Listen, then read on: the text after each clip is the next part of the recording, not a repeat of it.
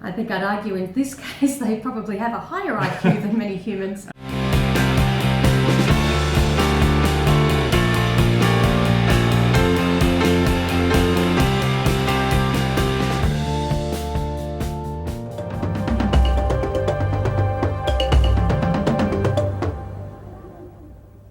For over a century, man trekked into the African rainforest, searching out one of his closest relatives. So similar to ourselves and yet so mysterious, gorillas were like magnets. Man found these animals irresistible.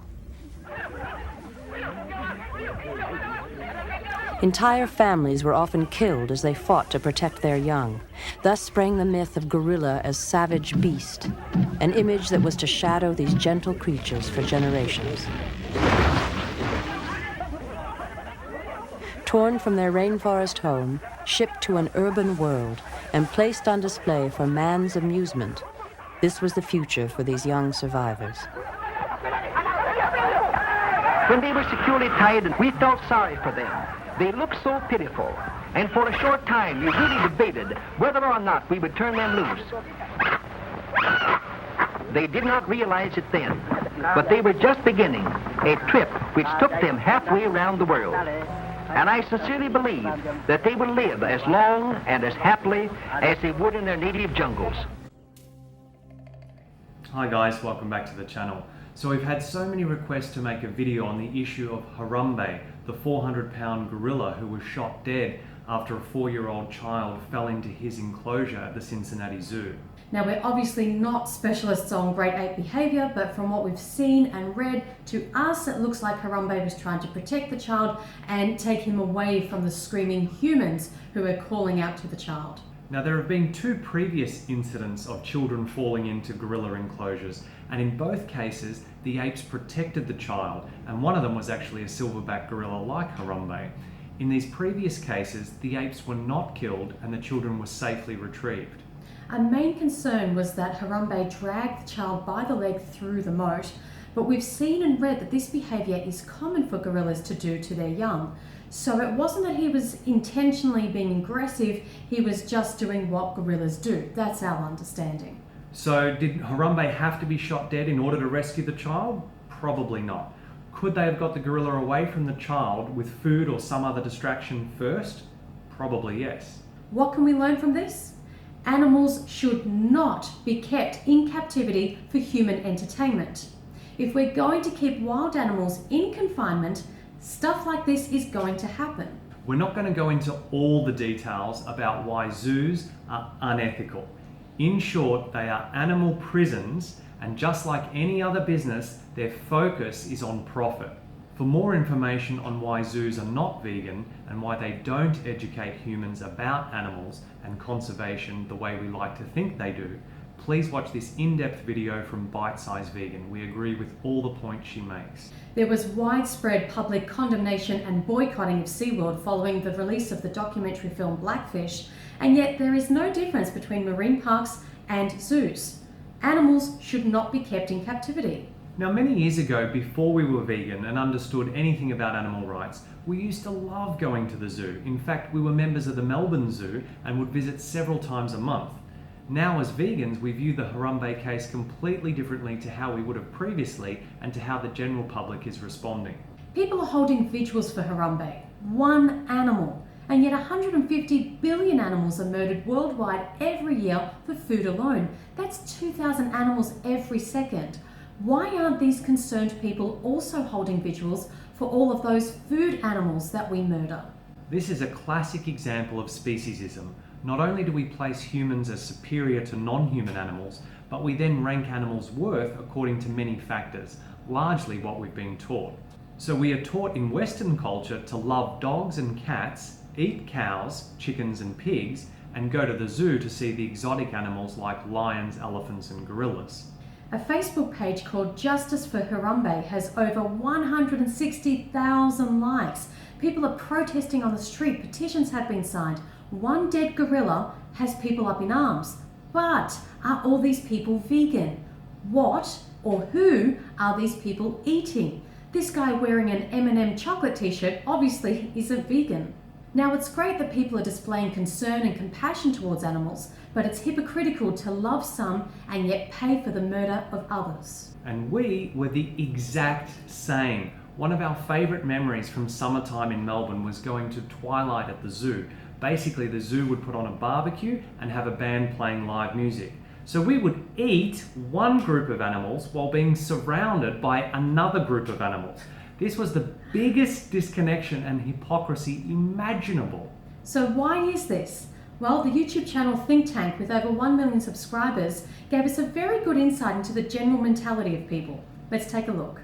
And then obviously an endangered species, a beautiful and intelligent and treasured species like this, I think it's so devastating because we see our likeness in the animal, because we feel such a close connection to our primate. And there is literally a close connection. Yeah, no, exactly. Oh, they're intelligent creatures. They can learn language. They have emotions. Apes are a beautiful, treasured, and intelligent species. But all animals are beautiful, intelligent, and should be a treasured species. Absolutely. It's just that, we're taught, as we said before, to value some species of animals more than others. I think it might be human nature, of course, that we are kind of drawn to whatever is familiar and similar to us. So there's nothing about us that resembles a chicken, right? So we kind of think, oh, it's just a chicken. But there are similarities between us and apes, and we've descended from the apes, so there is that closeness. It was interesting hearing Hannah make that connection, but at the end of the day, there's no reason to value one species more than another species. No, we all feel, we all love, we all feel pain, we all bleed the same colour, blood, red. All that should matter is one's ability to suffer. Yes. If they have an ability to suffer, then their right to life should be treasured. So it's sad. I don't know what the right answer is. I don't think ever killing an animal is the right answer. There's only one right answer here, Hannah, and that's to go vegan. And then you minimize the amount of suffering that you cause to other beings, and you don't intentionally kill any of them. I mean, gorillas aren't chimpanzees, but it's still a primate, and primates have been shown to have consciousness. They think of themselves as individuals persisting through time. They do not simply respond to stimuli that hits them in the face. They think of themselves as a thing. They're not unlike a human with a very low IQ or something like that. They have many similarities in terms of how they function, how they act, how they relate to each other. I think I'd argue in this case they probably have a higher IQ than many humans. Absolutely. Humans would have to be one of the dumbest animals on the planet. Yeah. The way we are destroying each other species, and the entire environment of the planet that we all co-inhabit. We actually need to survive. We're destroying what we actually need to survive. That's pretty silly, Yeah. So, look, again, all animals see themselves as individuals. They see their families, their offspring, their community, and value all of those things just as much as we do. We just don't recognize that in chickens, in pigs, in cows, those animals, again, that we've chosen to be for food. They're all the same. You just have to observe them. Take the time to take those blinders off and observe these animals in their natural interactions with each other. Yeah, and I guess the most practical way that people could do that would be to visit an animal farm sanctuary. And you can even volunteer at many of them as well. Yes. Now, John seems to be quite hung up on the intelligence side of things. Now, if you're going to use that argument, well, two of the food animals in particular that we eat are chickens and pigs, and they have the intelligence of a 3 or 4 year old human child. The gorilla was shot to save a 4-year-old child. That 4-year-old has the same intelligence as a pig, as the bacon that we eat for breakfast. Or the sausages, or the eggs that come from the chicken, or the chicken itself. Yeah. So, and again, intelligence should never be a justification for whether or not we kill a particular species. I mean, otherwise you could say, infants and, mentally impaired people who have, very low intelligence, should we kill them? Absolutely not. Again, the only thing that matters morally is whether someone has an ability to suffer or not.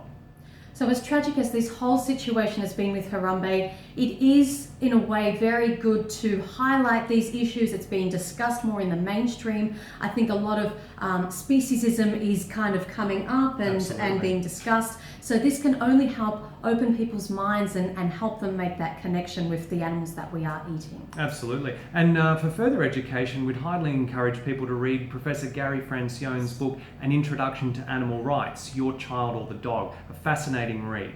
And Speciesism, the movie, we're going to link all of these things down below. So please continue to do your research. Yeah. Hope you found this video helpful and informative, guys. Post your comments down below. It's bound to stir a lot of controversy.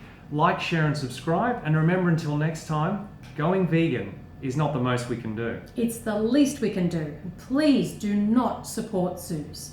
Thanks for watching. Bye, guys. I hate the smell of it, I hate everything about it, so no. And that's exactly how vegans feel about dairy and eggs. And as easy